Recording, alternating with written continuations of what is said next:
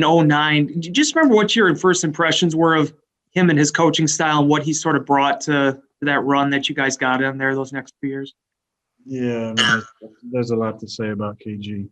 The energy stands out for sure. You talked about Cobra striking all the time. Kiss him in the lips with your helmet. He had a few of those phrases that were pretty funny that stuck with you. Just a great personality around the facility. Like I said on Pat's show, he's a great human. Enjoyed immensely the time we got to spend together. I do remember those times in the pre-practice watching him throw with Flynn, just with a lot of laughs, a lot of good nostalgia in those moments. Obviously, the mic'd up of him talking with Clay on the sidelines of during it was a changeover or a timeout in the third or fourth quarter there. It was pretty awesome before, we had forced fumble in the recovery there, which was a big play in the Super Bowl. I enjoyed my time with Kev. He's, a super guy. I remember, being at his the ceremony when he went to the hall finally. Obviously he probably should have been in many years before he went in, but sad day for Pittsburgh Steelers fans, for guys who played for him, who got to be on the squads he was coaching on, and obviously for his family. Jason Wilde. Aaron, how are you today? Yeah, I'm fine, Jay. Your old pal Homer put in a request for me to ask you something, so I hope you don't mind. He wonders if what happened against Carolina can turn out to be a really big positive for you guys because there's so much you can learn from that game. Would you agree with that premise? And then, if I may ask, what do you learn about making sure that 17 is involved at a really high level in your offensive game plan from that game? Yeah, look, I think that's always a coach's dream, to win a game and to have a ton of things you can harp on. As much fun as it is to have those near perfect games where you're smoking from the get-go and finishing strong, I think a coach is always worried about, the complacency factor. That's coach speak. A guy's going to be complacent after they had a great game. I think a lot of that's just, like I said, a lot of that's coach talk. And I think the most important thing is to be critical of all the elements of what happened on Saturday, and then we got to improve in a few areas. 17 is so dynamic to what we do on offense. He's going to be the focus, I think, of a lot of teams playing each week. So we just got to keep finding ways to move around and get him involved. Same time, 33 had a really big game, was going from the start. And if they're going to, if we're going to control the line of scrimmage like we did, and they're going to give us those running holes, we just got to keep sticking with it. And if they want to, die a slow death, giving up, chunks on the ground, we just got to keep with it. And, when you win, that's really all that matters in this league. If there's some sort of silver lining of holding, my numbers and 17's numbers down, I just don't think that's the way a competitor looks at a game. MK Burgess. Aaron, do you have me? Yes. Okay. As someone who just loves the game of football and as a competitor, when you look at Derrick Henry, what do you see, and what is it about him that makes him so good at the game? He's blessed with excellent size to start. I think we've all seen, really since college, he's been on the national stage playing, the second best conference in the entire college football after the College of Champions, as my good friend Bill Walton always says, the Pac-12 as it is now. But so he was, obviously in the spotlight for a long time, enjoyed watching him play. As I have with many of the backs from Alabama. We had one of them, Eddie Lacy, here for a while. And they're all similar, I think, in their approach. There's, a great professionalism about them. Talent-wise, the play that jumps out, I think, for everybody is the 99-yard run when he just kind of ran through the entire Jaguar defense. he displayed a lot of things on that one run, the speed that he has, which is home run speed. He's a tremendous sized human, so he has the ability to bounce off tackles well. He's got a great stiff arm. He basically does it all. He's had a great year, and yeah, we're gonna have to slow him down. I think he's the focus of that offense. I mean, obviously Ryan's had a great season, had a great couple of years for him. And they got a number of weapons, but he's a big part of what they do. Rob Domofsky. Hey, Aaron, why has this worked out so well with Matt, and why has he been such a good hire? Oh, Rob, that's such a media question right there. I mean, hey, you wanted positivity. What's more positive than a coach who's 24-6? You know what? I think you should ask that to the upper ups. I didn't have anything to do with that decision. I'm happy he's here. We've had a great time together. We've been laughing all the way to the NFC Championship last year and back in the playoffs this year about any question about our working relationship. It's been a lot of fun working together. I think he's put together a fantastic staff. A lot of times a head coach gets, maybe too much credit and definitely too much blame, for ones who haven't been winning. A lot of that is, on who he brings in, the type of culture that person creates, the accountability he holds his assistant coaches to, the freedom that he allows the assistant coaches to have. And I think it's been a good blend of all those things with him and his staff. He's got the right guys on offense and allow Mike and his staff on defense to do what they do, and Sean and his boys on teams. But it's been fun on offense. He's got a great group of teachers, and I enjoy the working relationship, enjoyed the friendship, enjoyed the communication, and I've had a good run so far. Matt Schneidman. Aaron, I don't know if Jamal is going to play this week. I guess that's those hypotheticals that you love. But how have you seen AJ kind of work back in after missing so much time? And where's your trust level at with him right now? Yeah, I think we were all wondering if he was when he was going to come back, and a little startled a couple weeks ago when he got back on the practice field. It was kind of just unexpected, but it was fun to see him back out there. I think he got himself into shape and had a nice run in the game and on his one opportunity. It's all mental for the young guys. It's just the understanding of the offense and the responsibilities. Running back, there's a lot put on those guys. They play a number of different roles in this offense.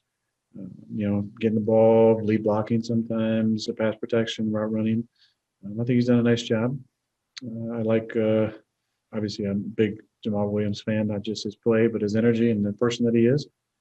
So if he can't go, obviously, AJ's gonna have to step up. I feel good. Just the communication with him and myself in practice, breaking the huddle. There's an expectation of conversation that occurs for a split second between myself and the backs, when just kind of everybody takes their spot on line of scrimmage. And he's been really sharp with his responsibilities and his understanding.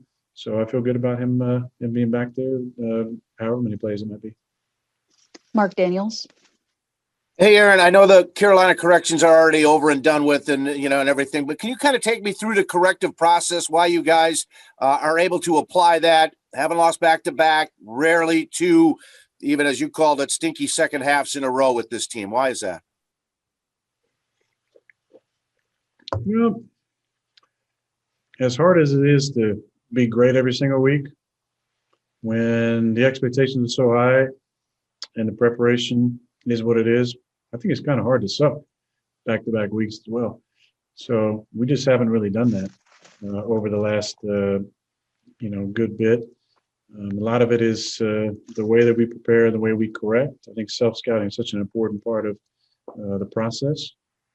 We've done a good job of keeping the focus on what it needs to be, and at the same time, being as critical as we need to be with certain guys and taking feelings out of it and not letting people be victims or sensitive about certain things, myself included. I think it starts with having open conversation about your own play and what you need to improve on, and not taking things personal or feel like people are attacking you. It's that whole entitlement / victim mentality that we've really tried to get out of the locker room and get out of the offensive room. And I think we've done a good job of guys holding each other accountable. And it helps when you have the type of leadership that we do, because there's there's just no room for, the sensitive feelings. It's a professional environment, not a personal environment. When guys say something to you, they're saying it because they care about winning. And I think if it starts with your own performance, then it's not a projection. It's guys holding each other accountable. And I think we've done a good job of that. Matt's done a good job of kind of creating the framework for that culture, and Hackett and the assistant coaches have done a good job of just calling things what they are. And it trickles down to the players. Bill Huber. Hey, Aaron. I know, Matt, and I think maybe even you mentioned it too, being patient on offense. A, is that difficult to be patient when your offense has just been so explosive just for every game? And B, is it hard to be patient when you're facing the number one scoring team in football and you guys are number 2? 2 or 3? 3, yeah, you're 3 by 2 points. So Yeah, yes, 3 by 2 points. Yeah, thank you. I did see that. I don't know, Bill. I think every game we approach it, we want to outscore the opponent. We trust our defense, but we really want to score every time we get it. I think there's been games where we've been close to that. We've really gotten on a roll. It just comes down to us, and in our performance. And a lot of times we're our biggest enemy. We're getting in our own way of, whether it's missed assignments or mental errors, bad throw or route that wasn't right, or missing the cut on the hole. I just feel like there's a lot of correctable things from the film, and that's kind of the approach that we take. It's not a disrespect to the opponent. We have a ton of respect for every team we play, but we just feel like our execution level, we have a standard that's set, and we feel like when we hit that standard, we're able to do some good things on offense. Like Mike Sherman said, my rookie year, that side of the ball gets paid too, and there's some great players on that side of the ball this week. So it's nothing against those guys, but it just comes down to execution on our side to get ourselves in position to be efficient. And I think, the way we started last week, we were 4 for 4 on third down, and we scored in the red zone. And then obviously we were 1 for 8 after that, and that hurt us. Couldn't keep drives going. We sputtered out of the gate in the second half. And, we just tightened up some things. I think we should be back to knowing what we need to do. And, we know we're playing against their defense, but we know how talented their offense is. And we're going to start fast. It's going to be a playoff atmosphere type game. Aaron Nagler. Aaron, it seems every year this time of year I get asked about recommendations for football books because it's the Christmas season. People are filling their stocking stuffers at the last minute. I'm a nobody. What is a 2-time MVP in line for his 3rd MVP quarterback? Do you have any favorite football books that you can recommend to people? Yeah, The Alchemist. It's a great football book.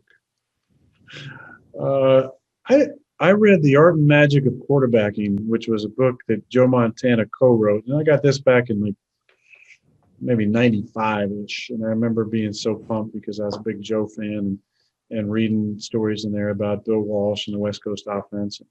And I definitely enjoyed that book. I don't read a lot of sports-related books. I'd like to read a lot of history-related books, some historical fiction, but a lot of nonfiction history-related stuff. The Alchemist is obviously a fictional book, but a great story about perspective, about inner strength, about a journey. It's a hero's journey type book. That's always my recommendation. The book's been around forever. It's a book that I like to reread every couple of years. Sorry, I don't have a better football recommendation. The Art and Magic of Quarterbacking, I can't say is a very thick book. It's more of a quick read I was 11 at the time, and it More was of a pamphlet. Got yeah. Well, it's a little more than a pamphlet, less than a tome. Thank you. Mike Spofford. Aaron, just wondering, as a guy who's been picked for the Pro Bowl for the 9th time, what your thoughts on guys like Elton and Jair making it for the first time?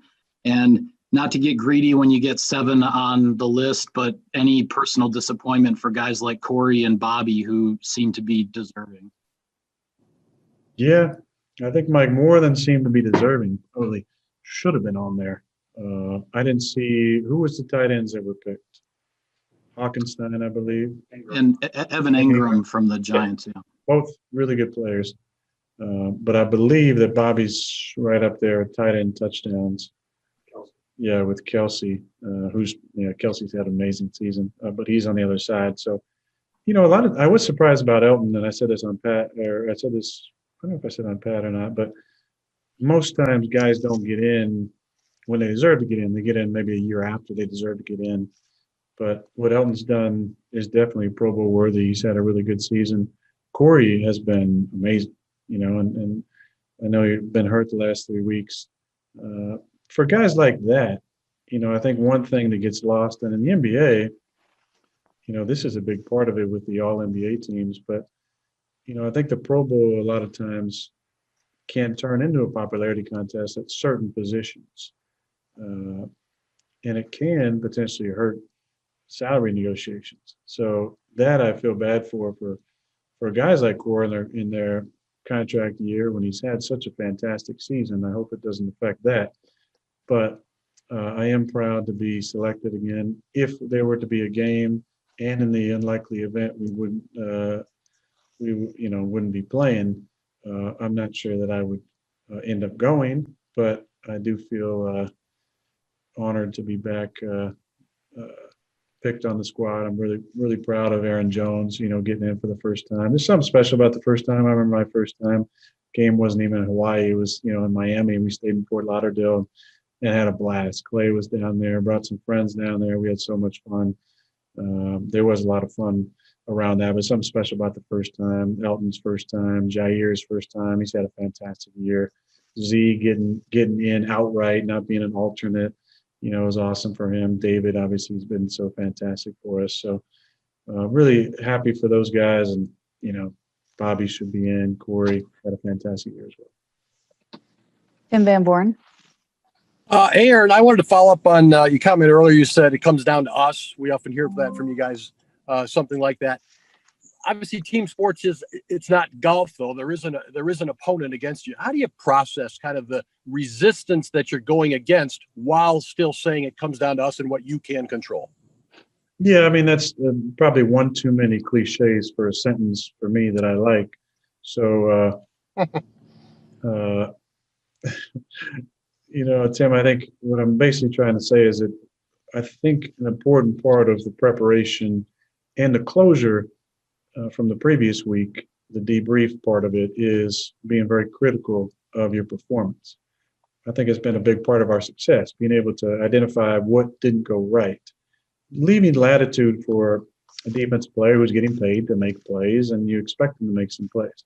But on the plays where we just outright hurt ourselves, that's really what I'm focusing on when I say that it is about us. The critical analysis of our play, I think, is important to look at. And there are just too many plays against Carolina where it wasn't necessarily that a guy made a great play on defense. It was that we missed the identification, or I missed a hot, or whatever it might be.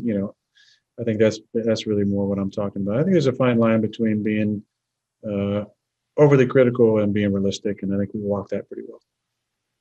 We have time for one more. Jason Wilde. Hey, Aaron, my saltiness about your Tuesday schedule notwithstanding, you did make a comment on there about negativity versus positivity. I would appreciate it if you would be clear about which parts of the media you have issues with and which ones you don't, but be that as it may. I'm wondering, have you taken a about you? Is that what you want to hear? I'm not talking about you. Not me specific. Not anybody me in this room. No, I would say with beat writers versus, say, hot take artists on television would be my issue. But that wasn't my question. My question is this: have you taken a decidedly more positive approach this year, do you think, and eliminated negativity, whether it's in interactions over mistakes where you still have to be tough on a guy, but maybe you take a different approach, or, savoring things, whatever it might be? Have you been more positive and less negative this year than in past years? Probably. I think you'd have to ask some of the guys.